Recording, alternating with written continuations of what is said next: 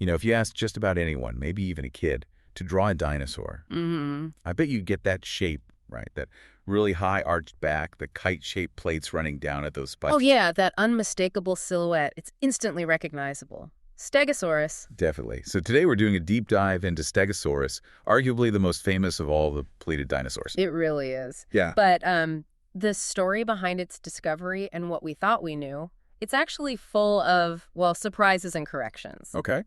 So we're going to unpack that. The scientific birth, how it fits in the dino family tree, and the actual science behind its most famous features. Right. So let's start back in 1877. This is slap bang in the middle of the Bone Wars. Othniel Charles Marsh names the genus. But his first idea was way off, wasn't it? Way off, absolutely. Marsh looked at these early sort of fragmented bones, and he pictured, believe it or not, a slow, aquatic, almost turtle-like creature. The turtle with those plates. Well, he thought the plates lay flat on its back, overlapping like shingles on a roof. That's actually where the name comes from. Stegosaurus, the roof lizard. Huh. Okay, that's wild. It really shows how science works, though. That initial picture, based on incomplete evidence, had to be totally revised. The original type species, S. armatus, was just too fragmentary. So they had to switch it. Exactly. They designated a much more complete specimen, S. stenops, the narrow-faced roof lizard, as the new standard we base most of our understanding on today. There are generally 3 species everyone agrees on: S. stenops, S. ungulatus, and S. sulcatus. Got it. So that switch from a flat turtle to this narrow-faced land animal. Yeah. It brings us straight to those plates. Huge plates, right? Up to 60 centimeters tall and wide over the hips. Massive, yeah. And the big question has always been, what were they for? Just armor. Showing off, cooling down. What's the current thinking? Well, the consensus has kind of moved away from them being purely defensive armor. The combination of display and thermoregulation seems more likely now. Okay, how so? If you look closely at the fossil plates, they're covered in these long, parallel grooves. That's a strong indicator they were sheathed in keratin in life. Ah, like a horn covering. For strength. Strength, yes, but maybe more. And the arrangement changed in our understanding too, didn't it? Early pictures had them in a single row, or maybe paired rows. Right, those old drawings look quite different. But specimens like S. stenops, where the plates were found basically in position, show this alternating staggered double row. A zigzag pattern. Pretty much. And combine that with evidence of lots and lots of blood vessels, high vascularization, it really points towards display. So they could pump blood into them, like blushing. Exactly. Potentially flushing them with bright colors for, attracting mates or warning off rivals or predators. It's a compelling idea. Okay, so if the plates were mainly for show, what about the business end? The tail spikes, the Thagomizer. Ah, yes, the Thagomizer. And that name itself is kind of a funny story, right? It came from a Gary Larson Far Side cartoon back in '82. No way, really? Yeah, but paleontologists actually adopted it.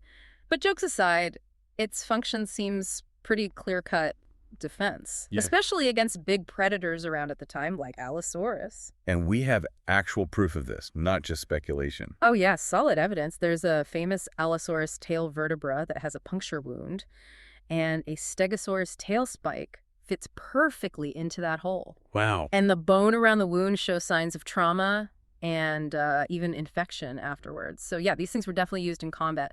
Those 4 spikes, maybe 60 to 90 centimeters long. That's like 2 or 3 feet. Right. And they stuck out mostly horizontally from the tail, not straight up. Imagine that swinging low. A really nasty defense. Definitely something you wouldn't want to mess with.